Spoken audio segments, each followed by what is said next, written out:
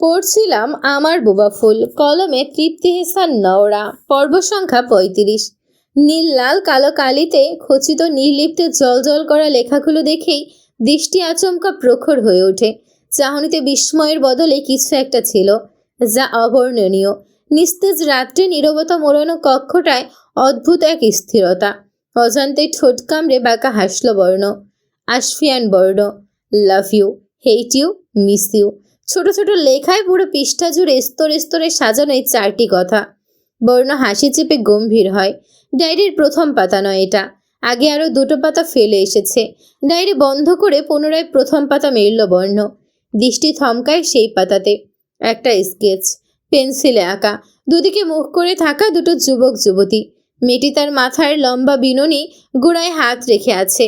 ব্যথাতুর মুখশ্রী, বিপরীত মুখে দাঁড়িয়ে থাকা, ঠোঁটে ধূর্ত হাসি ফুটিয়ে বিনুনির আগায় নিজের কাঁধ বরাবর রেখে টেনে ধরে সম্মুখে হাঁটছে যুবক। খুব পরিচিত এবং জীবন্ত 2টো সুশ্রী। তাদের একজন আশফিয়ান বর্ণ, অপরজন ফারিস্তা সুবহান সুখ। অবচেতন মনেই তার উপর হাত বুলিয়ে দেয় বর্ণ। তার অভিব্যক্তি সঠিক বোঝা গেল না। এত নিখুঁতভাবে ফুল স্কেচ করতে পারে, এই প্রশ্নই হয়তো মাথায় ঘুরছে। অথবা অন্য কোনো ভাবনা। আগের বর্ণ সুখকে এভাবেই জ্বালাতো। একজন ছিল উত্তপ্ত আগুনের ন্যায়, অন্যজন ততটাই হিমশীতল। কিন্তু বহুকাল হলো সেই আগুন পানির সম্পর্ক ধামাচাপা পড়ে গেছে অসংজ্ঞায়িত কোনো তাণ্ডবে। অথচ স্কেচ দেখে মনে হচ্ছে এটা কালোই আঁকা। বর্তমানে দুজনে যেমন দেখা স্কেচও তেমনি। তবে কি সুখ সেসব দিনের আজও স্মৃতিচারণ করে? কিন্তু বর্ণ তো স্মৃতি হিসেবে নয়, তার মূল উদ্দেশ্যই ছিল সুখকে বিভ্রান্ত, বিরক্ত করা। পাতার ওপিঠ ফাঁকা। তার পরবর্তী পাতার মধ্যস্থে কিছু লেখা আছে। বর্ণ সেদিকে নজর রাখে। হে পৃথিবী, শুনে রাখো, আমি একটা ভুল করে ফেলেছি। বিশাল বড় ভুল। জানো কি, আমি ভালোবেসেছি। আশফিয়ান বর্ণ নামের ওই নিষ্ঠুর পুরুষকে ভালোবেসেছি। হৃদয়ের এক কঠিন সত্তা। এটা ভুল পথ। সে কেবল আমার বড় ভাই। তাকে অন্য নজরে দেখা পাপ বলে ধিক্কার জানালেও সেই যুক্তিকে অপর সত্তা হাজারো যুক্তি দেখিয়ে খণ্ডন করে দেয়। পারিনি তার নামে আমার হৃদয়ের অবাধ্য স্পন্দন, বেহায়া মনকে শত চেষ্টায় আটকাতে। অবশেষে আমি তাকে ভালোবাসি। বর্ণ অন্যমনস্ক হয়। না চাইতেও চোখের তারায় ভাসল যেন।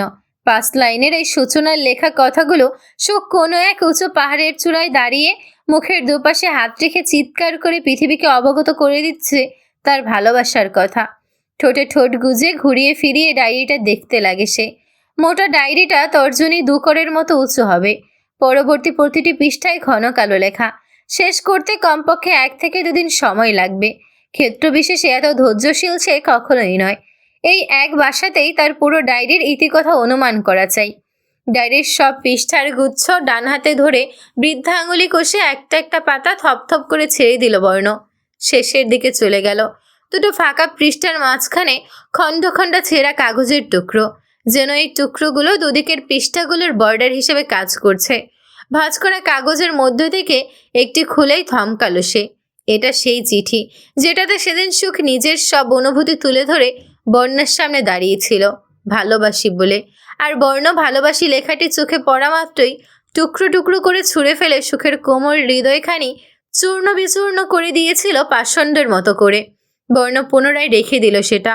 হয়তো পড়ে দেখার সাহসে কুলাচ্ছে না, অথবা প্রয়োজন বোধ মনে করছে না। আরও একটি কাগজ আছে।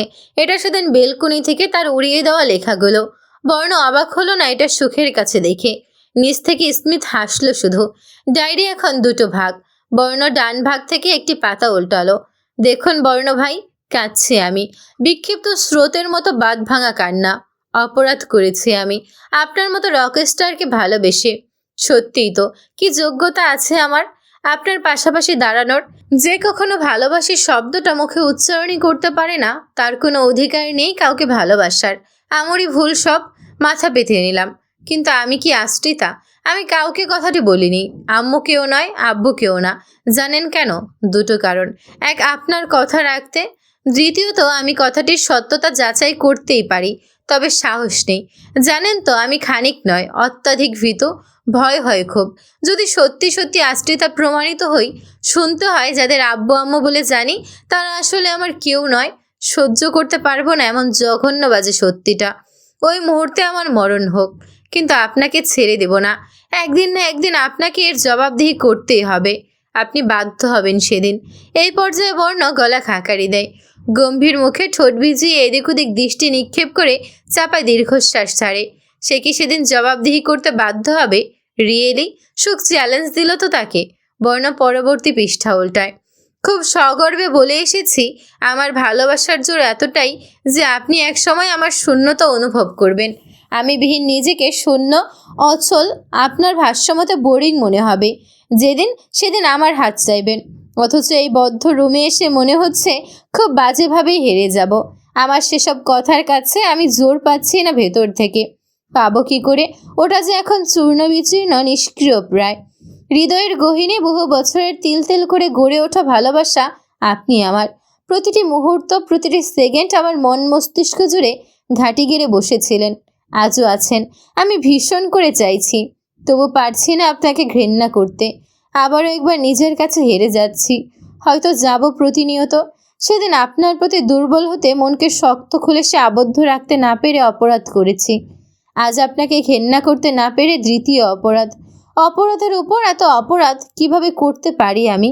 এর শাস্তি কি হতে পারে? দু চোখের অশ্রু, নির্ঘম রাত। আপনার ত্রিসীমানায় ঘেঁষতে নিষেধ করেছেন। এক বাড়িতে অবস্থান আমাদের, তাই শপথ নিতে পারবো না যে আমি আপনার মুখোমুখি হব না এই জীবনে। কিন্তু এটুকু কথা দিলাম, স্বেচ্ছায় আপনার ত্রিসীমানায় ঘেঁষব না আর। খুব বেশি প্রয়োজন হয়তো কথার খেলাপ করে দূরে থেকে এক ঝলক দেখে নেব আপনাকে, ফাঁকি দিয়ে। একটু বেহায়াত, আপনি না বাসলেও আমি যে বাসি। এভাবে আরও কয়েক পাতায় নজর বুলিয়ে নিল। সেখানে প্রতিটি শব্দ চয়নে তার নামে অভিমান, অভিযোগ, অনুযোগের ঢালি। পরের পাতা উল্টায় না বর্ণ, আপনা আপনি থেমে যায় হাত। নিশ্চয়ই তার নামে শত শত অভিযোগগুলো পরবর্তী পৃষ্ঠাগুলো বিনা দ্বিধায় জড়িয়ে নিয়েছে নিজেদের গায়ে। অনুভূতিশূন্য হাসল বর্ণ। কেউ তার নামে অভিযোগ করলে কেন যেন ভীষণ উপভোগ্য লাগে তার কাছে। হৃদয়ে অদ্ভুত এক প্রশান্তি অনুভব হয়। কিন্তু অভিমান, পূর্বে এই মান অভিমানের খেলা কেউ খেলেনি তার সাথে। হতপর সুখের কথাগুলো থেকে অভিমান আর অভিযোগের তফাৎ তৎক্ষণাৎ খুঁজে পেল না সে। অল্প বিস্তর অভিমান, অভিযোগ জানাশোনা হয়েই গেল বর্ণর। সে জোরপূর্বক পৃষ্ঠা থেকে নজর সরিয়ে আনে অন্যত্র।